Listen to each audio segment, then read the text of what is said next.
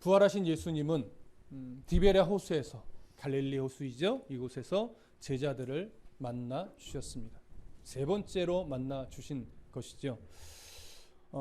제자들은 디베랴로 와서, 갈릴리로 와서 한동안 함께 머물고 있다가 아직 주님을 만나지 못한 상태에서 예전처럼 어부로 살았던 시절을 기억하며 고기나 잡으러 가자라고 해서 그 밤에, 이제 물고기 가장 잘 잡히는 시간이죠. 그 밤에 갈릴리 바다로 나가서 예전에 어부로서 타던 그 배에 올라 호수로 나아가 그물을 그 밤에 밤새 던졌습니다.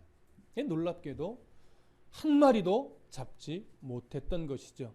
그렇게 밤이 거의 다 지새서 새벽녘이 될 쯤에 바닷가에 계셨던 예수님, 언제 오셨는지는 알 수 없으나 바닷가에 서 계셨던 예수님은 대략 90m 정도 떨어진 그 거리에서 제자들에게 그물을 오른편에 던져라 이렇게 명령했고, 제자들은 그 말씀에 순종하여 오른편에 그물을 던졌을 때 그물이 거의 찢어질 만큼 가득히, 그것도 큰 물고기를 잡았습니다. 예전에 제자들을 처음 만나셨을 때 그물을 던지라 했을 때 그물이 찢어졌지요. 그러나 이번에는 그물이 찢어지지는 않았지만 찢어질 만큼 많은 물고기를 잡았는데 그 큰 물고기의 숫자가 153마리였다라고 말씀드렸습니다.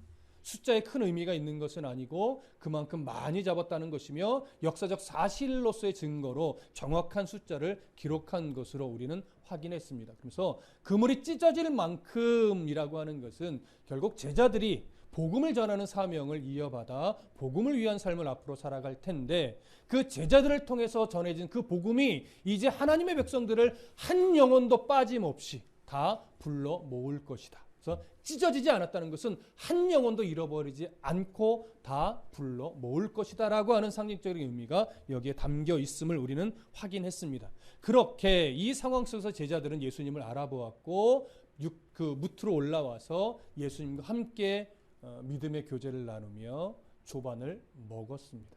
오늘은 그렇게 조반을 먹은 후에 예수님이 특별히 베드로와 잠시 대화를 나누는 그런 장면입니다. 이곳에 있는, 우리가 이곳에 이 대화에 담긴 의미들을 오늘 살펴볼 건데, 먼저 본문으로 들어가기 전에 좀 생각해 볼 것이 뭐냐면, 우리가 상식적으로 알고 있다시피 오늘 본문에서 예수님은 베드로에게 네가 나를 사랑하느냐라고 몇 번 물으셨죠? 3번 물으셨습니다. 3번이라고 하는 숫자가 베드로와 적용되면 항상 뭐가 떠올라요? 예수님을 모른다고 3번 부인했던 사건이 떠오르게 되어 있습니다. 오늘 본문도 그때의 상황과 다르다고 말할 수 없는데, 그 이유가 뭐냐면 베드로가 예수님을 나는 모른다라고 3번 부인했을 때 그 장소가 어디였죠?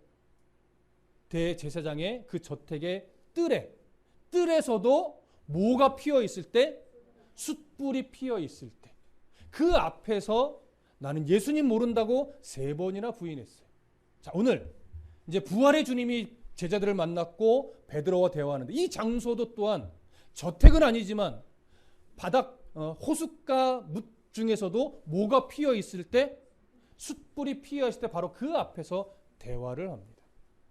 그렇다면 이것이 우연의 상황이라고도 우리가 말할 수 있지만, 우연의 상황이기보다는 오늘 예수님은 얼마 전에 그 숯불이 피어진 그 앞에서 내가 예수를 모른다고 3번 부인했던, 말하자면 어떻게 보면 그 믿음에 있어서 실패했던 베드로를 다시 회복함으로 말미암아 그에게 어떤 하나님 예수 그리스도께서 의도를 가지고 메시지를 주기 위한 상황이라고도 우리가 볼 수 있을 겁니다. 충분히 개연성은 있습니다. 그래서 본문을 통해서 조금 더 이 상황을 확인하면서 오늘 예수님이 왜 베드로에게 네가 나를 사랑하느냐라고 3번을 묻고 내 양을 먹이라, 내 양을 치라 이런 말씀을 주셨는가 우리가 확인을 해 보겠습니다. 자, 오늘 본문 15절을 함께 읽겠습니다. 15절 함께 읽습니다. 시작. 그들이 조반 먹은 후에 예수께서 시몬 베드로에게 이르시되 요한의 아들 시몬아 네가 이 사람들보다 나를 더 사랑하느냐 하시니 이르되 주님 그러하나이다. 내가 주님을 사랑하는 줄 주님께서 아시나이다. 이르시되 내 어린 양을 먹이라 하시고, 자, 그들이 예수님과 7명의 제자들이죠. 그들이 바닷가에서 조반을 먹었습니다. 조반을 먹은 후에 예수께서 시몬 베드로에게 이르시되, 이건 요한의 표현입니다. 이 글을 기록한 요한이 예수님이 이제 베드로에게 말했는데 그 베드로를 뭐라고 표현했냐면 시몬 베드로에게 이렇게 표현해요. 그러니까 시몬 베드로라는 표현은 누군가를 표현할 때 보편적으로 쓰는 표현이에요. 근데 예수님은 시몬 베드로야 아니면 베드로야 이렇게 베드로를 부르지 않고 오늘 본문에서 뭐라고 불렀어요? 요한의 아들 시몬아. 예수님이 베드로를 처음 제자로 부르실 때도 똑같이 바닷가에서 요한의 아들 시몬아 이렇게 부르셨었어요. 요한의 아들 시몬아라고 부르는 것은 사실은 윗사람이 아랫사람을 좀 따뜻하게 부르는 표현으로도 우리가 알 수 있습니다. 그래서 어른이 아랫사람에게 또는 높은 자가 낮은 자에게 요한의 아들 시몬아 조금은 애정 어린 표현을 합니다. 예수님이 그렇게 베드로를 부르셨죠. 부르시고 나서 이런 표현을 해요. 요한의 아들 시몬아, 네가 이 사람들보다 나를 더 사랑하느냐. 자, 여기서 이 사람들 누구를 말하는 걸까요? 다른 제자들. 여기서는 좀 궁금하셔야 됩니다. 왜 굳이 예수님에 대한 사랑, 네가 나를 사랑하느냐 물을 때 다른 제자들과 비교해서 이 다른 제자들보다 네가 나를 더 사랑하느냐? 이렇게 물으신 걸까요? 굳이 예수님을 향한 어떤 베드로의 사랑이 얼마나 깊은지 보여주려는 걸까요? 아니면 뭔가 제자들보다 예수님을 더 사랑해야 된다라고는 어떤 비교를 더해서 다른 제자들의 사랑이 적다라고 하든가 아니면 베드로가 더 큰 사랑을 갖고 있다라든가 이런 비교를 드러내기 위함일까요? 우리가 그렇게 보이지는 않아요. 그렇다면 예수님이 그렇게 누군가의 사랑을 비교해서 우월의식을 갖게 할 분이 아니란 걸 우리가 너무나 잘 알고 있기 때문에 그러면 예수님이 왜 첫 번째 질문에서 무언가 비교를 하듯이 다른 이 제자들보다 네가 나를 더 사랑하느냐라고 물었을지 이 부분을 좀 생각해 보실 필요가 있습니다. 이 부분을 우리가 이해하려면 다른 성경의 본문을 한 2군데 정도 읽어보고 비교를 해보실 필요가 있는데 먼저 요한복음 13장으로 가보겠습니다. 요한복음 13장 36절부터 38절까지. 요한복음 13장입니다. 요한복음 13장 36절부터 38절. 요한복음 13장 36절부터 38절까지 찾으셨으면 우리 함께 읽겠습니다. 36절부터 38절 시작. 시몬 베드로가 이르되 주여 어디로 가시나이까? 예수께서 대답하시되 내가 가는 곳에 네가 지금은 따라올 수 없으나 후에는 따라오리라.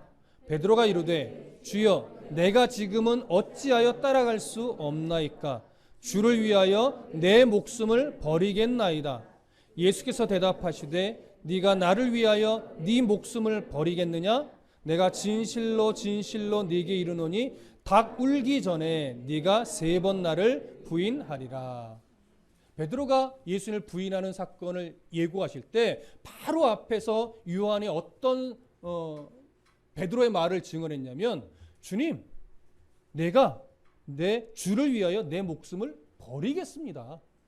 여러분 이런 베드로의 이 고백이 진심이었을까요? 가식이었을까요? 여러분 진심입니다.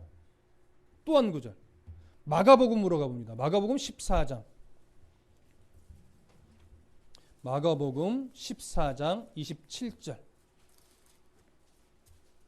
마가복음 14장 27절부터 31절까지 마가복음 14장 27절부터 31절까지 제 성경책으로는 신약성경 80쪽입니다. 마가복음 14장 27절부터 31절까지 자, 찾으셨으면 함께 읽겠습니다. 시작. 예수께서 제자들에게 이르시되 너희가 다 나를 버리리라. 이는 기록된 바 내가 목자를 치리니 양들이 흩어지리라 하였음이니라. 그러나 내가 살아난 후에 너희보다 먼저 갈릴리로 가리라. 베드로가 여짜오되 다 버릴지라도 나는 그리하지 않겠나이다. 예수께서 이르시되 내가 진실로 네게 이르노니 오늘 이 밤 닭이 2번 울기 전에 네가 3번 나를 부인하리라. 베드로가 힘있게 말하되 내가 주와 함께 죽을지언정 주를 부인하지 않겠나이다 하고 모든 제자도 이와 같이 말하니라. 네, 똑같은 상황인데 이제 마가는 어떤 내용을 기록했냐면 베드로의 장담 중에 2가지를 기록하죠. 첫 번째는 뭐예요? 다른 제자들이 다 예수님을 버릴지라도 나는 어떻게 하겠다고요? 버리지 않겠다고요. 또 31절에 또 뭐라고 말해요? 내가 주와 함께 죽을지언정 주를 부인하지 않겠나이다. 자, 요한복음과 이 마가복음에 기록되어 있는 베드로의 어떤 굳은 결심에 찬 장담과 같은 말들, 이 말은 분명히 베드로가 진심으로 한 말일 겁니다. 그리고 정말 그러한 결심이 있었을 겁니다. 그리고 그렇게 할 수도 있었을 겁니다. 그러나 그의 그 진심 어린 고백은 사실 사람의 본질을 정확하게 이해하지 못한 그런 고백이었죠. 결국 베드로는 다른 제자들보다 자신 예수님을 더 사랑한다라고 하는 것을 증명해내지 못했습니다. 결국 주를 다른 제자들과 똑같이 모른다고 부인했습니다. 자, 이 모습이 우리는 함부로 베드로를 손가락질할 수 없다는 것도 이전에 이미 나누었었습니다. 누구나 그럴 겁니다. 그렇다면 예수님이 왜 오늘 이 자리에서 이러한 베드로의 모습을 드러내기 위한 의도로 네가 이 사람들보다 나를 더 사랑하느냐라고 물었을까요? 이 비교는 단순하게 베드로의 우월감이나 더 깊은 사랑을 드러내려고 하는 것이 아니라 그가 이전에 장담하듯이 말했던 자신의 모습들을 지금 드러내 보여주는 겁니다. 그러니 베드로의 그 연약한 실수의 모습, 네가 그렇게 장담했었지만 실제로 너도 넘어졌어. 이러한 그 베드로의 모습을 드러내 주는 거지요. 왜일까요? 베드로 또한 하나님의 은혜가 없으면 이렇게 연약한 존재일 수밖에 없음을 한 번 더 보여줍니다. 다른 시선으로 얘기하면 베드로 또한 하나님의 은혜가 없으면, 성령의 도우심이 없으면 예수님을 바르게 사랑해낼 수 있다 없다? 없다. 여러분, 베드로와 같은 사람도 그의 성향을 너무나 잘 알잖아요. 그는 정말 진심으로 고백했던 것이지만 그 또한 성령의 도우심이 없으면 생명을 주를 위해 내어줄 수 있는 그런 사람이 되지 못합니다. 마음은 그렇지만 실제로는 안 되는 거예요. 그러니 예수님은요, 그 베드로의 실수를 지적하기 위함이 아니라 그의 실수를 위로하고 격려하면서 다시금 예수님을 향한 베드로의 사랑을 다시 드러내요. 그러면서 이제는 그 사랑을 앞으로 온전히 드러내면서 살아가야 되는데 그것이 사실은 누구의 도움을 통해서 그 사랑을 세상 가운데 실천하며 살아가게 돼요? 성령의 강림이요 성령의 도우심을 따라 이제 베드로는 그 죽기까지 사랑하겠노라는 고백을 비로소 살아낼 수 있어요. 그 이후에 자신의 연약함을 통렬하게 경험하고 나서 예수 그리스도를 다시금 만나고 성령의 도우심이 있으니까 그의 모든 인생은 주를 위해서 목숨을 바치는 인생이 됐고 끝내 주를 위해 실제로 목숨을 바쳤죠. 바로 그러한 베드로로 이제 예수님이 베드로를 다시금 회복시키는 장면이 오늘 본문이라고 말할 수 있습니다. 아마도 이 첫 번째 질문에 베드로는 자신의 연약했던 모습, 실수했던 모습, 주님을 모른다고 부인했던 그때의 모습을 살며시 기억에 떠올렸을 거라고 생각이 듭니다. 베드로는 이제 예수님의 이 물음에 대답을 하는데 뭐라고 대답하냐면 주님, 그러하나이다. 내가 주님을 사랑하는 줄 주님께서 아시나이다. 여러분 이 번역된 이 부분을 헬라어 성경으로 보고 그래서 약간 문법적으로 조금 더 살펴보면 어떤 의미가 되냐면 주님, 내가 주님을 사랑하는 줄 이미 이전부터 계속해서 알고 계시지 않습니까? 그러면 그 이전이라는 건 언제예요? 처음 주님을 만났을 때, 또 제자로서 함께 오랜 시간 살아갔을 때, 또 주님을 버리지 않겠다고 내가 장담했을 때, 또 연약하게도 실수하여 예수 모른다고 부인했을 때도 내 입은 부인하고 있지만 실제로 속은 주님을 사랑해요, 사랑하지 않아요? 여전히 사랑하죠. 여전히 사랑하는데 바로 그 상황 속에서 베드로는 내가 예수님을 모른다고 부인했었단 말이에요. 그 주님을 사랑하지 않아서가 아니에요. 그러니 결국 실수했고 주님을 모른다고 부인했지만 자신은 한순간도 주님을 사랑하지 않은 적이 없음을 베드로는 예수님께 고백하고 있는 겁니다. 그리고 오늘날도 여러 신앙의 여러분 그 지체들 또 예전에 알고 있는 사람들을 잘 더듬어 보십시오. 지금은 이런저런 이유로 교회를 못 나가고 있는 사람도 있고 아직 안 나오는 분도 있고 뭐 다양하지요. 근데 그들에게 100이면 100 거의 다 물어보십시오. 예수님이 싫어져서 교회 안 나오는 건지. 아닐 겁니다. 거의 대부분 여전히 예수님을 사랑하고 여전히 예수님의 기쁨이 되고 싶은데 무엇인가 이 상황 저 상황에 매여서 아직 주 앞에 나오지 못하는 거예요. 그래서 우리가 기도해 줘야 되는 것이 뭐냐면 베드로도 이렇게 넘어졌던 것처럼 그들도 빨리 다시 넘어진 이후에 주님을 그가 만나서 회복했던 것처럼 그들이 여전히 주님을 사랑하고 있기 때문에 다시금 빨리 이 부활의 주님을 인격적으로 만나서 주님의 말씀이 있는 자리로 주님을 찬양하는 이 음성이 있는 자리로 함께 기도하는 자리로 그들이 나와서 더 주님 손에 붙들려 함께 믿음의 삶을 걸어갈 수 있도록 여러분 끊임없이 기도해 주셔야 돼요. 주님을 사랑하지 않아서가 아니기 때문에 베드로도 여전히 주님을 모른다고 부인했던 순간에도 사실은 끊임없이 주님을 사랑하고 있었고 예수님 그 마음 제가 실수할 때 그래도 주님 계속해서 사랑하고 있었다는 거 주님 아시잖아요. 이 고백을 지금 베드로가 한 것이란 말이죠. 예수님은 그러한 베드로의 진심의 고백을 듣고 책망하지 않으셨어요. 그렇죠? 사랑한다면서 날 부인했냐? 이렇게 말하지 않으셨단 말이에요. 그러면서 이 말씀을 주셔요. 내 어린 양을 먹이라. 내 어린 양을 먹이라. 좀 풀어서 설명하면 예수님을 향한 그 사랑을 이제 하나님의 백성들을 양육하는 일에 바른 길로 인도하는 일에 너의 그 사랑을 이제 사용해라. 이런 의미가 담겨 있겠죠.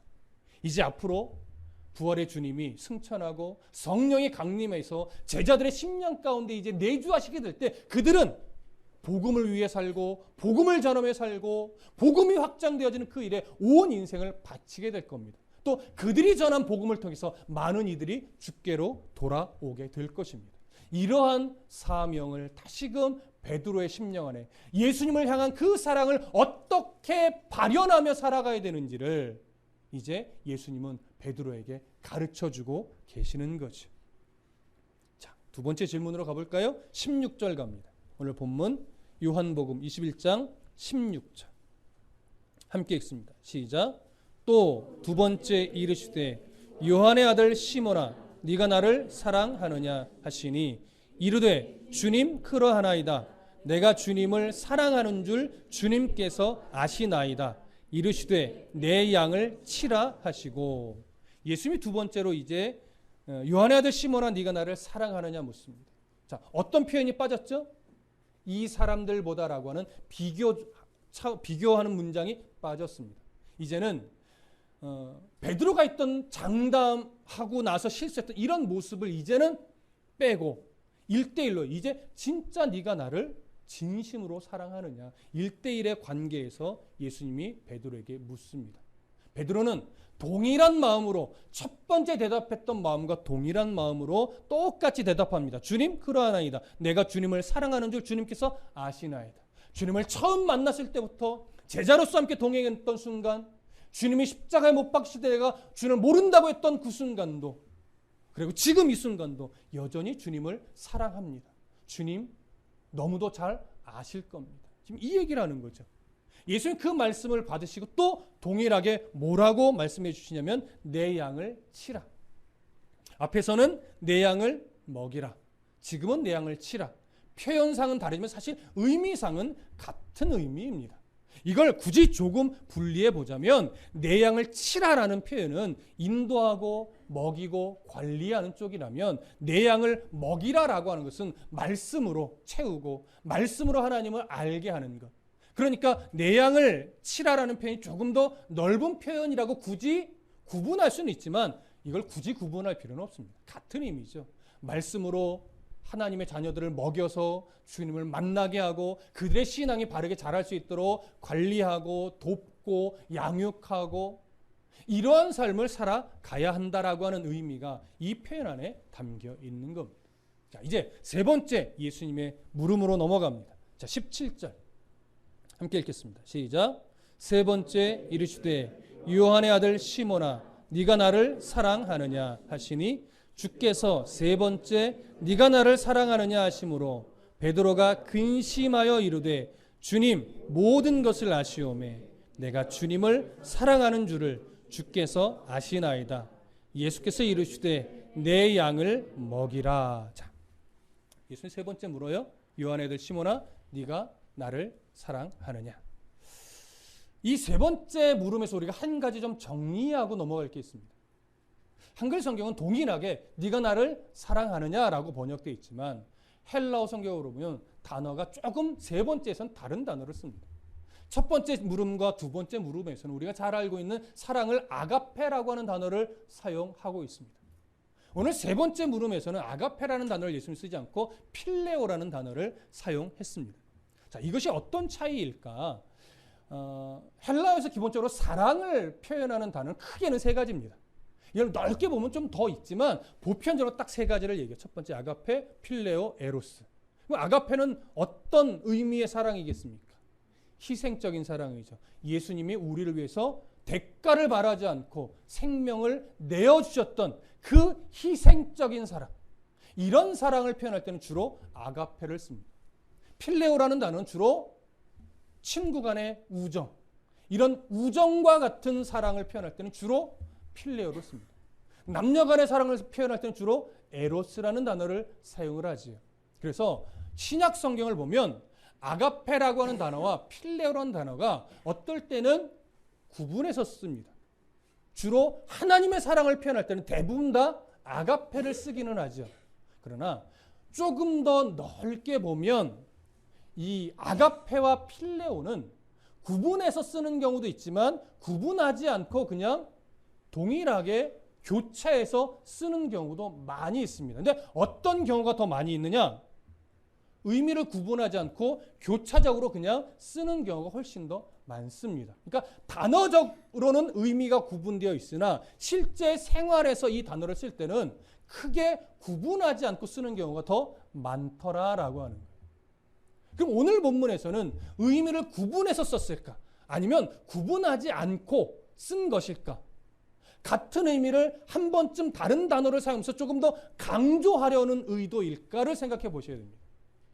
여러분, 예수님이 아가페라는 단어를 두 번 쓰고 필레오라는 단어를 한 번 쓸 때 의미상 뭔가 의미를 두고 구분했을까요? 크게 의미를 두지 않고 크게 의미를 두지 않고 사용한 것일까요? 사실 이 부분 때문에 한때 어떤 해석이 유행했었냐면 이 단어의 차이를 가지고 예수님이 베드로에게 아가페적 사랑을 물었는데 베드로는 계속해서 필레오로 내가 예수님 사랑하는 줄 압니다. 그 사랑을 계속 필레오로만 썼어요. 그러니까 인간적인 사랑으로 대답했을 때 세 번째 그래서 예수님이 인간적인 사랑으로 다시 한번 물은 것이다. 이러면서 단어적 차이를 갖고 한때 이 부분을 해석하는 게 유행처럼 한국교회에 있었던 때가 있었습니다. 그러나 최근에 와서 많은 신학자들이 조금 더 상황과 여러 이 쓰여진 내용들을 고려해 볼 때 이것은 그렇게 보는 것은 좀 무리다라고 하는 견해가 훨씬 더 많습니다. 저 또한 이 상황을 볼 때 예수님이 이것을 단어적 차이로 인해서 베드로에게 나는 희생적인 사랑으로 널 요구했는데 너는 여전히 인간적인 사랑으로 나한테 대답하느냐? 이렇게 묻는 뉘앙스를 본문에서 찾아볼 수 없었습니다. 그래서 예수님의 이 단어적 선택은 크게 구분하지 않고 강조의 의미로 다른 단어를 쓴 것으로 보는 것이 훨씬 더 저는 자연스럽다라고 여겨집니다. 그래서 우리는 구분하지 않을 겁니다. 아가페로 썼고 필레오로 썼지만 동일한 의미로 베드로에게 묻습니다. 네가 나를 사랑하느냐. 그 베드로의 진심 어린 사랑을 지금 뭐 하는 거예요? 드러내는 거예요. 그럴 때 베드로는 여전히 감히 자기가 아가페라는 단어를 함부로 쓸 수가 없지요. 인간의 본질을 여실하게 깨닫고 있는 중인데, 그래서 진심으로 제가 주님을 사랑합니다라고 하는 그 사랑 고백을 필레오로 쓰고 있는 겁니다. 그래서 세 번에 걸쳐서 필레오를 쓰는데, 세 번째도 동일하지만 세 번째에는 좀 다른 표현이 하나 들어갔어요. 요한의 표현이지만 뭐라고 하냐면, 두 번 중간에 보면 베드로가 근심하여 이르되. 세 번째 왜 베드로가 근심했을까요? 여러분, 보편적으로 동일한 질문을 두 번 정도 묻는 경우가 많지요. 근데 동일한 질문을 세 번이나 묻는 경우는 흔할까요? 흔하지 않을까요? 이게 흔하지는 않아요. 아마도 베드로는 순간 왜 똑같은 질문을 세 번이나 하시지? 라고 하면서 무슨 의도가 있을까를 고민했을 것으로 여겨집니다. 그러면서 베드로 안에 무슨 생각이 확 더 들어올까요? 내가 예수님을 모른다라고 세 번 부인했던 이 상황이 아마도 더 분명하게 예수님이 이런 의도를 가지고 이때의 내 모습을 기억하라고 이 질문을 세 번이나 하시는구나. 아마도 이때 베드로가 이 생각을 하지 않았을까. 저는 이 본문을 연구하면서 그런 생각을 가지게 됐습니다.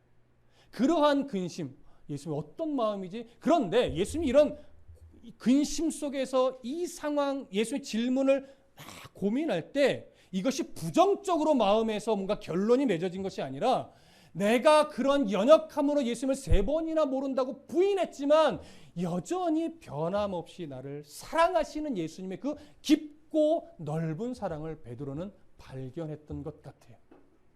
그래서 베드로가 또 동일하게 대답을 합니다. 주님, 모든 것을 아시오매. 여러분, 이 모든 것을 안다라고 하는 이 표현 속에는 베드로의 어떤 마음이 있었을까요?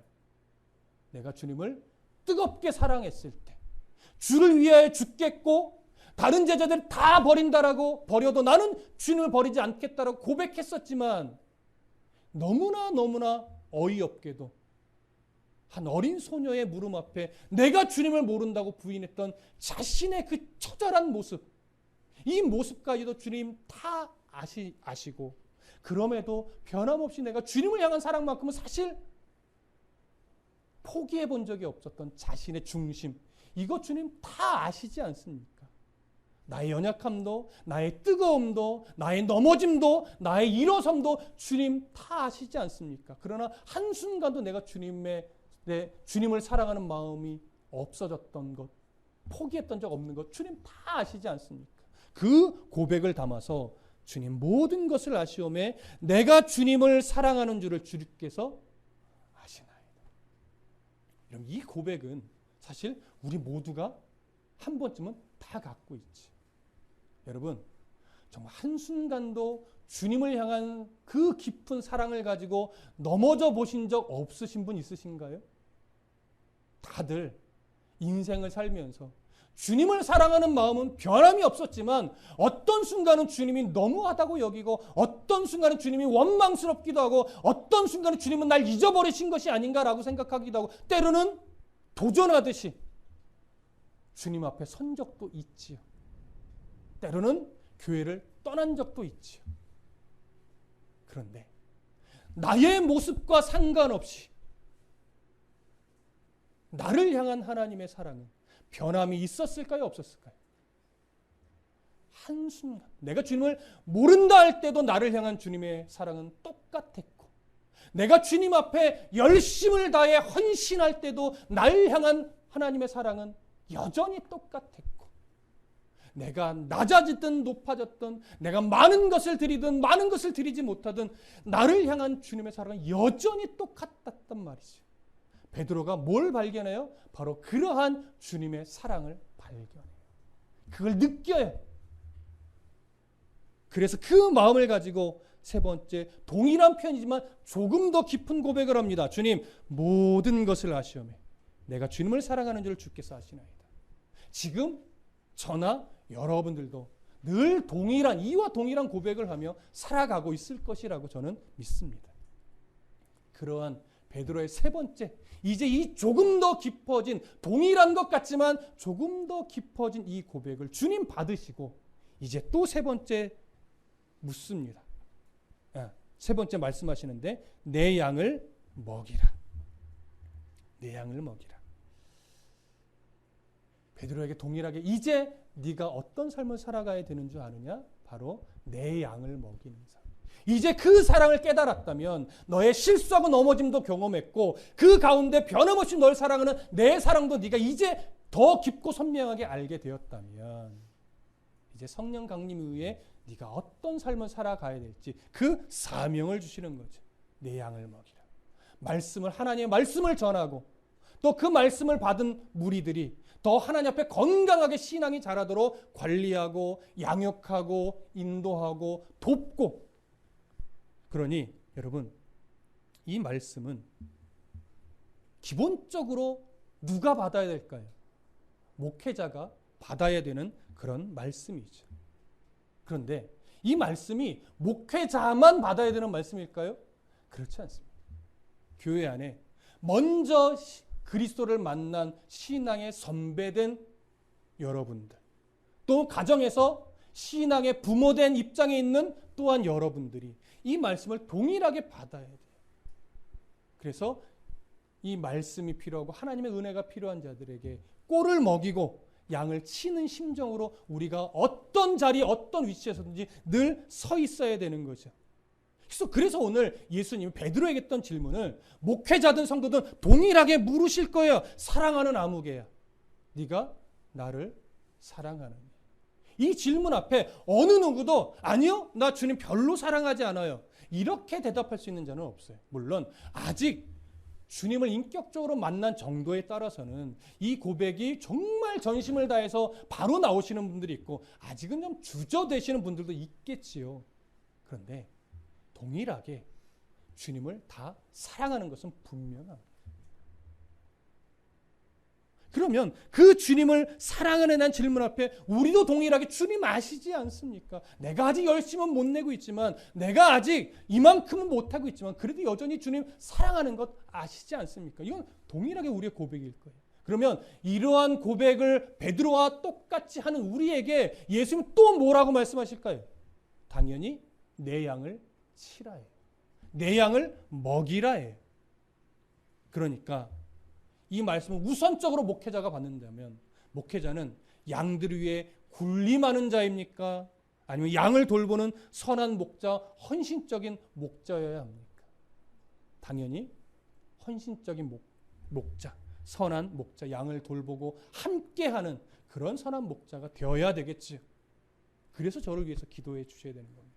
절대 군림하는 위치에, 그런 위치에 서 있는 목사가 되지 않도록, 또한 신앙의 선배된 또 신앙의 부모된 우리들 또한 올바른 목자로서의 역할을 잘 감당할 수 있도록 늘 우리가 먼저 하나님 말씀에 내가 어떻게 되어 있어야 돼요? 채워져 있어야 돼요. 그래서 모든 성도는요, 잘 들어보세요. 모든 성도는 누군가에게 양육을 받는 자입니다. 말씀의 양육, 믿음의 양육을 받는 자예요. 그러나 그러면서 또 모든 자에게 양육하는 자이기도 합니다. 우리는 모두 양육을 받는 자이기도 하고 양육하는 자이기도 하다는 것. 그래서 끊임없이 겸손히 하나님 말씀 앞에 서야 되고 끊임없이 내 안에 채워진 그 말씀을 누군가에게 흘려 보내야 하는 자들임을 여러분 잊지 마십시오. 여러분, 말씀을 연구하고 늘 준비하는 저 또한 제가 머리가 좋아서 연구하는 것도 아닙니다. 저도 책을 통해서 신앙의 어른된 목사님들을 통해서 저도 양육을 받습니다. 배우고 고민하고 깨닫고, 그래서 저의 연약함이 보이면 하나님 어떻게 합니까? 이렇게 연약합니다라고 저를 기도 가운데 치기도 하고, 또 새롭게 깨닫아서 이 하나님의 이런 분이었구나, 몰랐던 걸 새롭게 깨닫게 되면 또 설레이죠. 왜? 저 또한 여러분들한테 전달할 거니까. 여러분들 어떻게 되겠어요? 제가 받았던 은혜를 전달하면 여러분들도 그렇지, 하나님이 이런 분이지라고 또 은혜로 받으시겠죠. 그래서 여러분들 안에 그 말씀이 채워지고 하나님을 아는 그 지식에 또 새로워지면 또 설레어야 돼요. 어떤 설렘이에요? 내가 누군가한테 흘려보내지.